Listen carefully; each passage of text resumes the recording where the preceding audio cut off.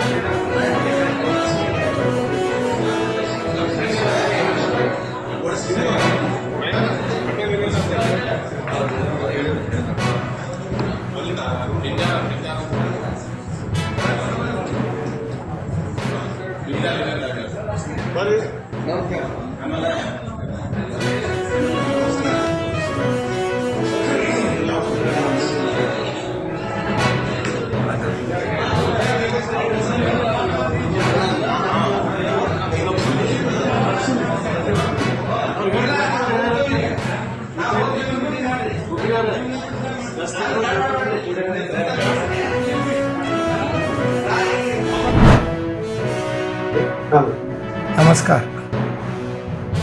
ಸಂಸತ್ತಿನಲ್ಲಿ ಅಮಿತ್ ಶಾ ಅವರು ಅಂಬೇಡ್ಕರ್ ಸಾಹೇಬ್ರಿಗೆ ಅವಮಾನ ಮಾಡಿದ್ದಕ್ಕೆ ನಾವು ಬಿಜಾಪುರ ಬಂದ್ ಮಾಡಲಿಕ್ಕತ್ತೀವಿ.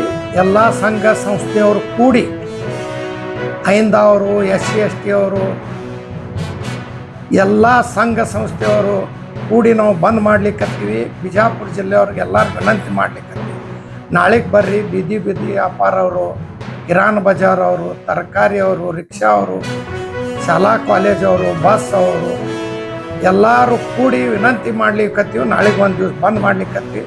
ಮುಂಜಾನೆ 8ರಿಂದ 10ಕ್ಕೆ ನೀವು ಬರಬೇಕು.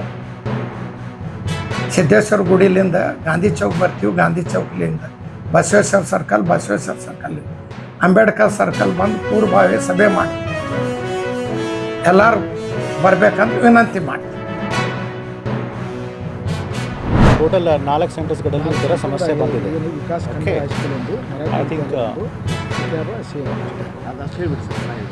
ಸೊ ಹಾಗೆ ಇವತ್ತು ಸಂಡೇ ತಾರೀಖು 29ನೇ ತಾರೀಕು ಡಿಸೆಂಬರ್ ಅಂದು KPSC ಎಕ್ಸಾಮ್ ನಡೀತಾ ಇದೆ.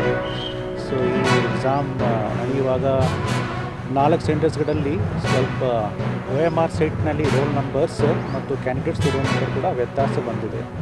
ಸೊ ಅದಕ್ಕಾಗಿ ನಾವು ಕೂಡ ಇಮಿಡಿಯೇಟ್ಲಿ ನಮ್ಮ ಡಿಸ್ಟ್ರಿಕ್ಟ್ ಅಡ್ಮಿನಿಸ್ಟ್ರೇಷನ್ KPSCದಲ್ಲಿ ಮಾತನಾಡಿದ್ದೇನೆ. ಸೊ KPSC ಸೂಚನೆದಂತೆ ನಾವು ಇಲ್ಲಿ ಇನ್ಸ್ಟ್ರಕ್ಷನ್ಸ್ ಕೂಡ ಕೊಟ್ಟಿದ್ದೇವೆ. ಅವರು ಏನು ಮಾಡ್ತಾರೆ, ಅಟ್ಲೀಸ್ಟ್ ಕ್ವೆಶ್ಚನ್ ಪೇಪರಲ್ಲಿ ಅವ್ರದ್ದು ನಂಬರ್, ಕ್ಯಾಂಡಿಡೇಟ್ ರೋಲ್ ನಂಬರ್ ಏನಿದೆ ಅವರು ಸರ್ಕಿಲ್ ಮಾಡಿ ಅವರು ನಂಬರ್ ಬರ್ತಾರೆ.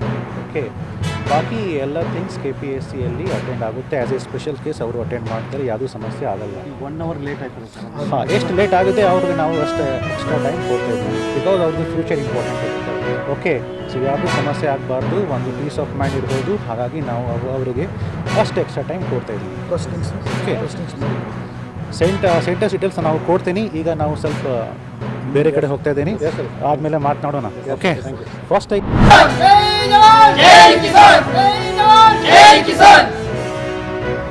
ಏನು ಇವತ್ತು ನಾವು ಇಲ್ಲಿ ಹುಕ್ಕೇರಿ ತಾಲೂಕಿನ ಸುಮಾರು ನಮ್ಮ ತಾಲೂಕಾ ಅಧ್ಯಕ್ಷರಾದ ಸಂಜೀವರಿರ್ಬೋದು, ತಾಲೂಕಾ ನಮ್ಮ ನಾಗರಾಜ್ ಅವರು ಕೂಡ ಎಲ್ಲರೂ, ಅದೇ ರೀತಿಯಾಗಿ ನಮ್ಮದು ಭಾಳಷ್ಟು ಎಲ್ಲ ತಾಲೂಕಿನ ಮುಖಂಡರು ಕೂಡ ಎಲ್ಲ ಇವತ್ತು ಸುಮಾರು ಎಲ್ಲ ನಾವೆಲ್ಲ ರೈತರು ಸೇರಿ ಒಂದು ರೈತ ದಿನಾಚರಣೆಯನ್ನು ದೊಡ್ಡ ಪ್ರಮಾಣದಾಗ ಒಂದು 7,000 ಮಂದಿ ಕೂಡಿಸಿ ಕಾರ್ಯಕ್ರಮ ಮಾಡಬೇಕಂತೇಳಿ ಇವತ್ತು ಇದೇ ಬರ್ತಕ್ಕಂಥ ಜನವರಿ 27ನೇ ತಾರೀಕು ಒಂದು ದೊಡ್ಡ ಪ್ರಮಾಣದಾಗ ರೈತ ಜಾಗೃತಿ ಸಮಾವೇಶವನ್ನು ಮಾಡಬೇಕು, ರೈತ ದಿನಾಚರಣೆ ಅಂತೇಳಿ ನಿರ್ಣಯ ಆಯಿತು.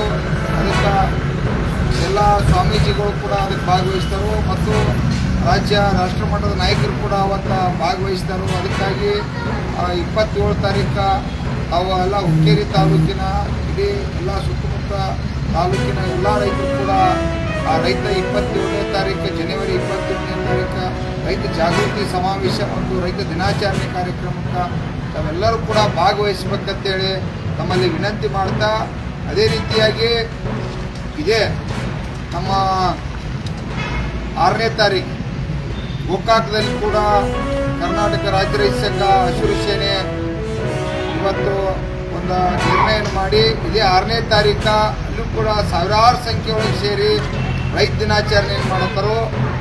ಇವತ್ತು 6ನೇ ತಾರೀಕು ಕೂಡ ತಾವು ರೈತ ದಿನಾಚರಣೆಗೆ ತಾವೆಲ್ಲ ನನ್ನ ರೈತ ಬಂಧುಗಳು ಬೆಳಗಾವಿ ಜಿಲ್ಲೆಯಿಂದ ತಾವೆಲ್ಲ ವಿಶೇಷವಾಗಿ 6ನೇ ತಾರೀಕು ತಾವು ಕೂಡ ಗೋಕಾಕ ಅದೇನ ರೈತ ದಿನಾಚರಣೆ ಕಾರ್ಯಕ್ರಮಕ್ಕೆ ತಾವೆಲ್ಲರೂ ಭಾಗವಹಿಸಬೇಕು ಅನ್ನುವಂಥದ್ದು ಕರೆ ಕೊಡ್ತಾ ಇದ್ದೀವಿ. ಅದೇ ರೀತಿಯಾಗಿ ನಾಳೆ ನಮ್ಮ 31ನೇ ತಾರೀಕು ಮಂಡ್ಯದಲ್ಲಿ ಕೂಡ ನಮ್ಮ ಪಚ್ಚನಂಜಸ್ವಾಮಿ ಅವರ ಒಂದು ನೇತೃತ್ವದಾಗ ಸುಮಾರು ಅಲ್ಲಿ ಕೂಡ ಸಾವಿರಾರು ಸಂಖ್ಯೆಯೊಳಗೆ ಸೇರಿ ಅಲ್ಲೂ ಕೂಡ 31ನೇ ತಾರೀಕು ರೈತ ದಿನಾಚರಣೆಯನ್ನು ಮಾಡ್ತಾ ಇದ್ದೀವಿ. ನಾವು ಕೂಡ ಬೆಳಗಾವ ಎಲ್ಲ ಜಿಲ್ಲೆಯಿಂದ ಕೂಡ ಅಲ್ಲಿ ರೈತರ ನಾವು ಕೂಡ ಅಲ್ಲಿ ಸೇರ್ತಾ ಇದ್ದೀವಿ. ದಯವಿಟ್ಟು ಆ ರೈತ ದಿನಾಚರಣೆ ಏನು 31ನೇ ತಾರೀಕು ಐತಿ, ತಾವು ಎಲ್ಲರೂ ಕೂಡ ಆ 31 ದಿನಾಚರಣೆಗೆ ಮಂಡ್ಯದಲ್ಲಿ ತಾವೆಲ್ಲರೂ ಭಾಗವಹಿಸಬೇಕು ಅಂತೇಳಿ ನಮ್ಮಲ್ಲಿ ವಿನಂತಿಯನ್ನು ಮಾಡ್ಕೊತಾ ಇದ್ದೀವಿ. ಅದೇ ರೀತಿಯಾಗಿ ಇವತ್ತು ನಮ್ಮ ಕಬ್ಬು ಬೆಳೆಗಾರರ ಸಮಸ್ಯೆ ಕೂಡ ಇವತ್ತೇನು ತೆರಿಗೆ ಹಣದಾಗ ಮಂತ್ರಿಯವರು ಘೋಷಣೆ ಮಾಡ್ತು ಅಂತ ಹೇಳಿದ್ರು, 87 APMC ಕಾಯ್ದೆ ವಾಪಸ್ ಪಡಿತು ಅಂತ ಹೇಳಿದ್ರು. ಅವ ಭರವಸೆ ಮಾತ್ರ ಆಗಿ ಉಳಿದವು.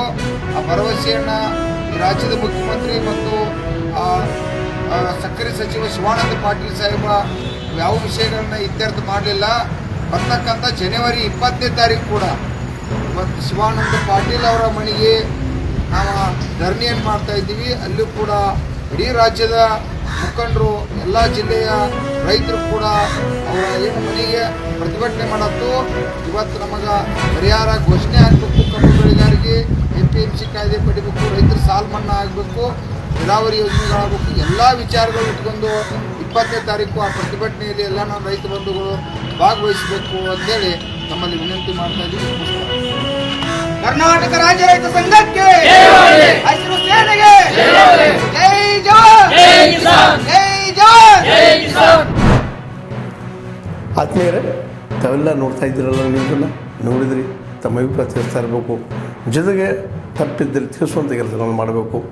ಒಳ್ಳೆಯದಿದ್ದರೆ ಸ್ವೀಕಾರ ಮಾಡಿ, ಕೆಟ್ಟದ್ದನ್ನು ಬಿಡಿ ಅಂತ ಹೇಳ್ತಾ, ಇದು S16 ನ್ಯೂಸ್, ಸತ್ಯದ ಕೈಗನ್ನಡಿ. ವಂದನೆಗಳು.